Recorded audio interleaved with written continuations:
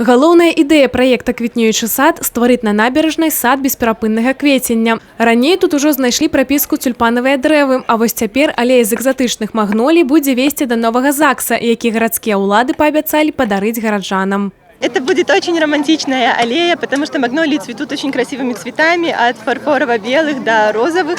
И когда молодожены будут возвращаться из ЗАГСа или идти на церемонию росписи, они будут чувствовать эту чудесную атмосферу и будет очень красиво фотографироваться. Майстар-клас по посадцы магнолій правёў дэндролаг. Дарэчы, для гэтых дрэў лета спрыяльны для посадки час. Я здесь привязывал бамбуку, ее можно чуть отвязать и подкнуть глубже. Влажность воздуха хорошая. Солнце не печет, не жарит, и сделаны хорошие ямы. Со стороны людей, людской фактор, все постарались. Упрыгожыць набярэжную магноліямі гараджане прыйшлі цэлымі сем'ямі. Берасцейцы прызналіся, што плануюць стварыць рэгулярны экалагічны патруль, каб сачыць за тым, як прыжыліся магнолії. Надеемся, что это будет действительно очень красиво и будет радовать глаз и душу. Действительно, как сказал наш куратор, что это как симфония. И мы очень надеемся, что наши дети в новый ЗАГС пройдут по этой прекрасной аллее.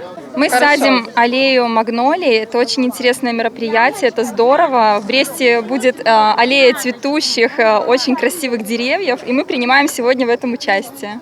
Да, мы очень рады быть сегодня здесь и дарить такой подарок нашему городу. Мы сегодня пришли сюда с семьей для того, чтобы посадить здесь магнолии, чтобы потом ходить здесь с детками, гулять, наблюдать все это, любоваться и знать, что мы приложили к этому руку.